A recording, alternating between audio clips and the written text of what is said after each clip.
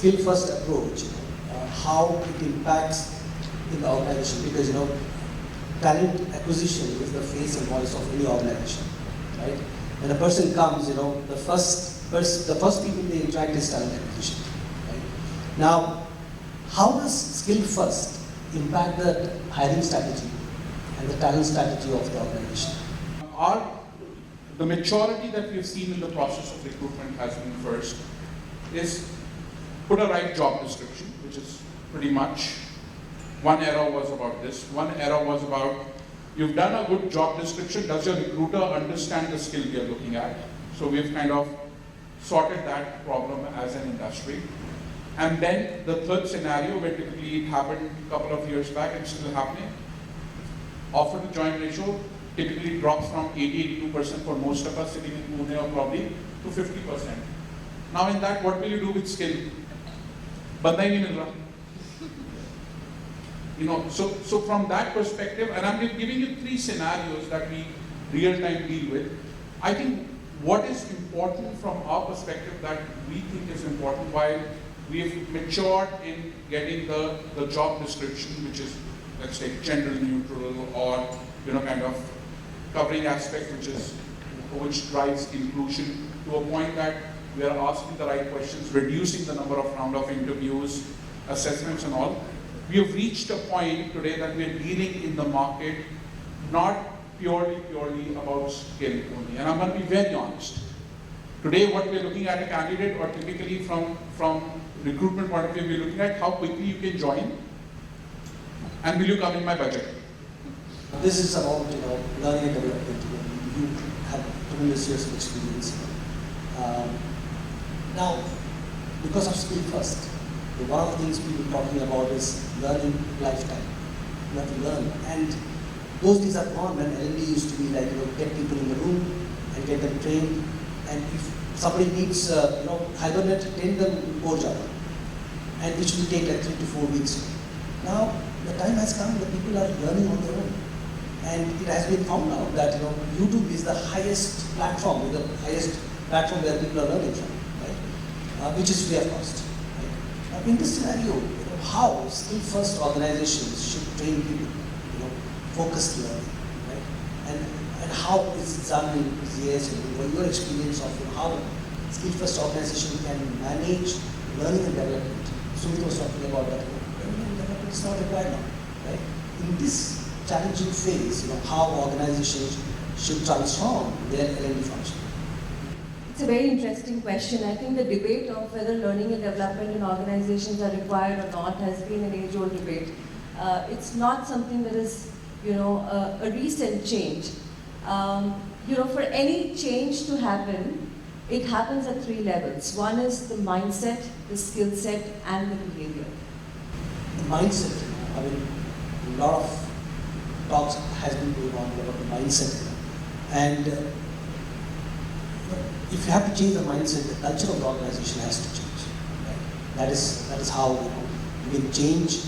If, as Sumit mentioned, that it's a change, right? Skill first transformation is changed. Now, how do we change the organization culture? Because there is organizations have been there for many years, and people are used to certain ways of working, right? Now, this has to change, then you have to change the culture. Now, to change the culture, the value system has to change. Because values are the pillars on which the culture is standing on. Now, what are the different things, interventions and activities should be done in the organization, or what are the different things we can initiate in the organization through which culture change can be made? Because in spite of HR initiating the skill first, if the business leaders are not accepting it, if they have a certain ways of working, how this skill first organization transformation will happen? So this is a cultural change. How we can initiate cultural change in the organization? So Viju, as you said, mindsets, that's the easiest thing to point out everywhere, that change the mindset. And it is the most difficult thing to fix. So always, this is a long journey. You can't change mindsets overnight. And always when you talk about a skills first organization, it is about building a continuous learning culture. It is about building a learning organization. And as Aishwarya was saying, that starts from the top.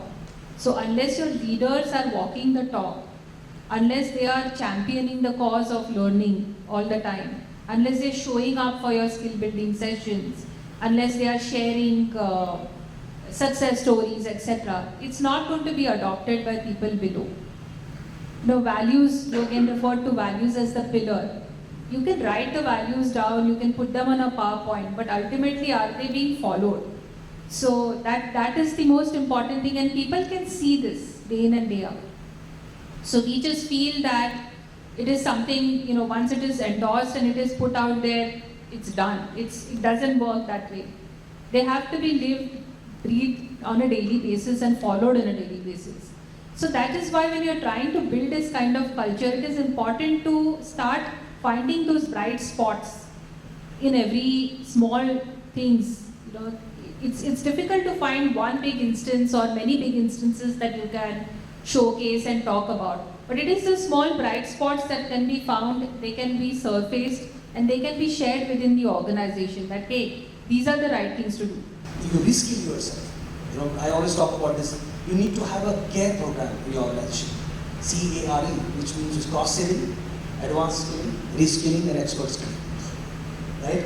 Now, once you run this program, there's an opportunity for people to move around the organization, and they know that if you have the skill, you can get this job and get this role. The only thing, very good question on how do we build skills. My question is, you've got great tools, you'll get a click away, you'll get reports, EY will come and say, you're spending a lot of money, 3x, 5x, training people, retraining people.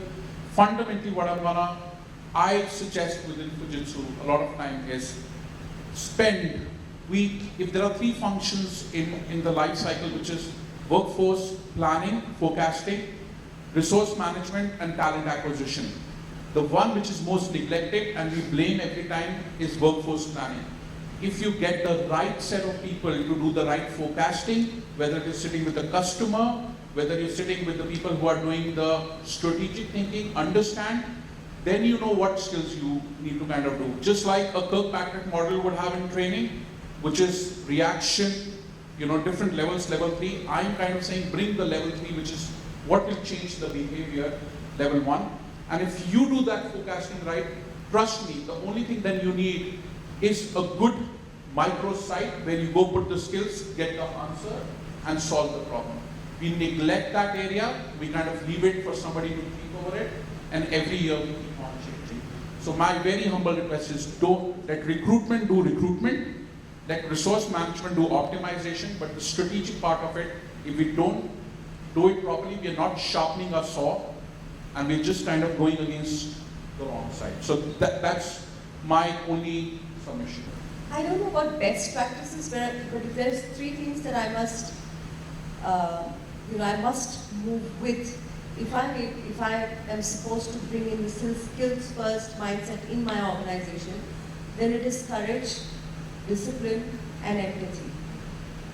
Those are the 3 things that I want to sum up with, saying that if you can drive this in your organization, in your own personhood, and then helping others to, become courageous and disciplined and move with empathy, I think that's it. You will be moving into the generation that is coming in. I'd say start with yourself. Until you do that, you can't expect others to do anything. So start with yourself, and it is possible. My 80-year-old Masi is a pro at Insta, Facebook, and everything. If she could learn that, I think we can all learn everything. So just believe in yourself and start with yourself.